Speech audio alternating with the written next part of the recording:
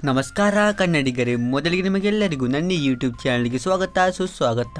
ನಿನ್ನೆ ನಮ್ಮ RCBಯ ತಂಡ ಡೆಲ್ಲಿ ಕ್ಯಾಪಿಟಲ್ಸ್ ಮುಂದೆ ಒಂದು ರೋಚಕವಾದ ಗೆಲುವಿನ ಬಳಿಕ ನಮ್ಮ RCBಯ ತಂಡ ಇನ್ನು ಶನಿವಾರ ಅಂದರೆ 3 ಮೇಗೆ CSK ಮುಂದೆ ತನ್ನ ಮನೆಯಂಗಳವಾದ ಚಿನ್ನಸ್ವಾಮಿಯಲ್ಲಿ ಪಂದ್ಯವನ್ನು ಆಡಲಿದೆ. ಆದರೆ ಈ ಪಂದ್ಯಕ್ಕಿಂತ ಮುಂಚೆ ನಮ್ಮ RCBಯ ತಂಡದ ಪರವಾಗಿ 4 ತುಂಬಾ ಖುಷಿಯ ವಿಷಯಗಳು ಹೊರಗೆ ಬರ್ತಾ ಇದೆ. ಹೌದು ಫ್ರೆಂಡ್ಸ್, RCBಯ ತಂಡಕ್ಕೆ ಇಲ್ಲಿ 4 ಗುಡ್ ನ್ಯೂಸ್ಗಳು ಬರ್ತಾ ಇದೆ. ಇಂದಿನ ಈ ವಿಡಿಯೋನ ನಿಮಗೆ ಈ 4 ಗುಡ್ ನ್ಯೂಸ್ಗಳು ಯಾವುದಂತ ಹೇಳುತ್ತೀನಿ. ಹಾಗಾದರೆ ಇನ್ನೂ ತಡ ಮಾಡದೆ ಬೇಗನೆ ನಾವು ಈ ವಿಡಿಯೋವನ್ನು ಸ್ಟಾರ್ಟ್ ಮಾಡೋಣ.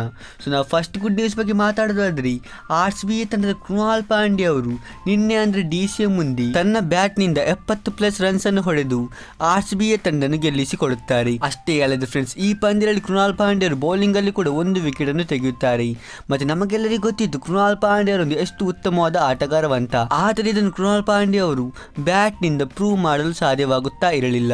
ಆದರೆ ಗೈಸ್, ನಿನ್ನೆ ಅಂದರೆ DCM ಮುಂದೆ ಕೃಣಾಲ್ ಪಾಂಡ್ಯ ಅವರು ಇದನ್ನು ಕೂಡ ಪ್ರೂವ್ ಮಾಡಿದ್ದಾರೆ. ಅದು ಕೂಡ ಒಂದು ಎಂಥ ಕಷ್ಟದ ಪರಿಸ್ಥಿತಿ ಅಂದರೆ RCBಯ ತಂಡ 4 ಓವರ್ಸ್ಗಳಲ್ಲಿ 26ಕ್ಕೆ 3 ವಿಕೆಟ್ಸ್ ಅನ್ನು ಕಳೆದುಕೊಂಡಿತ್ತು. ಮತ್ತೆ ಈ ಸಮಯಕ್ಕೆ ಇಲ್ಲಿ ಕೃಣಾಲ್ ಪಾಂಡ್ಯ ಅವರು ಬಂದು ತಂಡವನ್ನು ಅಲ್ಲಿಂದ ಗೆಲ್ಲಿಸಿಕೊಡುತ್ತಾರೆ. ಇದು ಯಾವುದೇ ಒಂದು ಉತ್ತಮವಾದ ಬ್ಯಾಟರ್ಗೆ ಕೂಡ ತುಂಬಾನೇ ಕಷ್ಟಕರವಾದ ಪರಿಸ್ಥಿತಿ.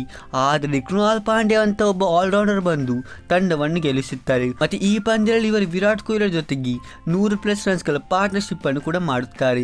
ಹಾಗಾಗಿ RCBಯ ಎಲ್ಲ ಬ್ಯಾಟರ್ಸ್ ಅಂತೂ ತುಂಬಾನೇ ಉತ್ತಮವಾದ ಫಾರ್ಮ್ ಅಲ್ಲಿ ಇದ್ದರು.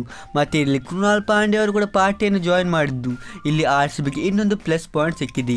ಹೀಗೇನೇ ನಡೆಯುತ್ತಾ ಇದ್ದರೆ ನಮ್ಮ RCBಯ ತಂಡ ಇನ್ನು ಮುಂದೆ ಬರೋ ಪಂದ್ಯಗಳಲ್ಲಿ ಅನ್ಬೀಟೇಬಲ್ ಟೀಮ್ ಆಗೋದ್ರಲ್ಲಿ ಯಾವುದೇ ಒಂದು ಡೌಟ್ ಕಾಣಿಸ್ತಾ ಇಲ್ಲ. ಮತ್ತೆ ನಾವಿಲ್ಲಿ RCBಯ ಕಡೆಯಿಂದ ಬರುತ್ತಿರುವ ಎರಡನೇ ಗುಡ್ ನ್ಯೂಸ್ ಬಗ್ಗೆ ಮಾತಾಡೋದಾದ್ರೆ, ನಮ್ಮ RCBಯ ತಂಡ ನಿನ್ನೆ DCM ಮುಂದೆ ಗೆದ್ದ ಬಳಿಕ RCB ಪಾಯಿಂಟ್ಸ್ ಟೇಬಲ್ ಅಲ್ಲಿ ಟಾಪ್ ಪೊಸಿಷನ್ ಅಲ್ಲಿ ಇದೆ.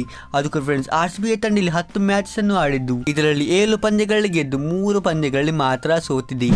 ಹಾಗಾಗಿ RCBಯ ತಂಡ ಇಲ್ಲಿ ಟಾಪ್ ಪೊಸಿಷನ್ ಅಲ್ಲಿ ಇದೆ.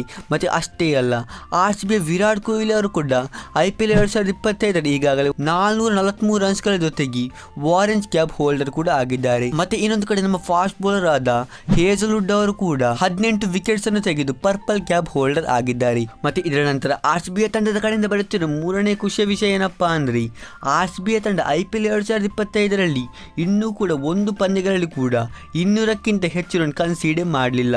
ಅಂದರೆ RCBಯ ಬೌಲಿಂಗ್ ಎಷ್ಟು ಇಫೆಕ್ಟಿವ್ ಆಗಿದೆ ಅಂದರೆ RCB ಯಾವುದೇ ಒಂದು ಪಂದ್ಯದಲ್ಲಿ 200ಕ್ಕಿಂತ ಹೆಚ್ಚು ರನ್ಸ್ ಅನ್ನು ಕೊಡಲೇ ಇಲ್ಲ.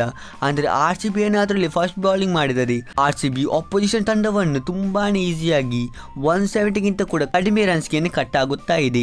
ಇದರಿಂದಾಗಿ ಇಲ್ಲಿ RCBಯ ತಂಡಕ್ಕೆ ಎಲ್ಲಾ ಪಂದ್ಯಗಳನ್ನು ಗೆಲ್ಲಲು ತುಂಬಾನೇ ಒಂದು ಈಸಿ ಆಗ್ತಾ ಇದೆ. ಮತ್ತೆ ಇದಕ್ಕೊಂದು ಮುಖ್ಯ ಕಾರಣ ಯಾರಪ್ಪ ಅಂದ್ರೆ ಅದು ಜಾಸ್ ಹೇಜಲ್ವುಡ್ ಮತ್ತು ಭುವನೇಶ್ವರ್ ಕುಮಾರ್ ಅಂತ ಇಬ್ಬರು ಎಕ್ಸ್ಪೀರಿಯನ್ಸ್ ಫಾಸ್ಟ್ ಬೌಲರ್ಸ್. ಮತ್ತೆ ಇವರಿಗೆ ಇಲ್ಲಿ ಸುಯಶ್ ಶರ್ಮಾ ಅಂತ ಒಬ್ಬ ಲೆಗ್ ಸ್ಪಿನ್ನರ್ ಕೂಡ ತುಂಬಾನೇ ಒಂದು ಉತ್ತಮವಾದ ಸಾಥನ್ನು ಕೊಡುತ್ತಾ ಇದ್ದಾರೆ.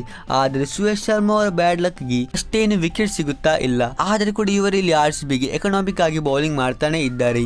ಫ್ರೆಂಡ್ಸ್, ಇದು ಬಂದ್ಬಿಟ್ಟು RCBಯ ಕಡೆಯಿಂದ ಬರುತ್ತಿರುವ ಕೆಲವು ಗುಡ್ ನ್ಯೂಸ್ ಗಳು. ನಿಮಗೆ ಈ ಗುಡ್ ನ್ಯೂಸ್ ಗಳನ್ನು ಕೇಳಿ ಎಷ್ಟು ಖುಷಿ ಆಯ್ತಾ ಅಂತ ನನಗೆ ಇಲ್ಲಿ ಕಮೆಂಟ್ ಬಾಕ್ಸ್ ಅಲ್ಲಿ ಕಮೆಂಟ್ ಮಾಡಿ ತಿಳಿಸಿ. ಇಲ್ಲಿ ನಮಗೆ RCB ತಂಡದ ಕಡೆಯಿಂದ ಬರುತ್ತಿರುವ ಪಾಸಿಟಿವ್ ನ್ಯೂಸ್ ಗಳಿಂದ RCB ಚಿನ್ನಸ್ವಾಮಿಯಲ್ಲಿ CSK ಅನ್ನು ಸೋಲಿಸುವುದರಲ್ಲಿ ಯಾವುದೇ ಒಂದು ಡೌಟ್ ಕಾಣಿಸ್ತಾ ಇಲ್ಲ. ಮತ್ತೆ ನೀವೇನಾದರೂ ನನ್ನ ಯೂಟ್ಯೂಬ್ ಚಾನಲ್ಗೆ ಹೊಸಬರಾಗಿದ್ದರೆ ನೀವು ಬೇಗನೆ ನನ್ನ ಯೂಟ್ಯೂಬ್ ಚಾನಲ್ ಸಬ್ಸ್ಕ್ರೈಬ್ ಮಾಡಿ, ಈ ವಿಡಿಯೋವನ್ನು ಕೂಡ ಲೈಕ್ ಮಾಡಿ. ನಾವು ಸಿಗೋಣ ಹೀಗಿನ ಮುಂದಿನ ಇಂಟ್ರೆಸ್ಟಿಂಗ್ ವಿಡಿಯೋದಲ್ಲಿ. ಅಷ್ಟರವರೆಗೆ ಬಾಯ್ ಬಾಯ್.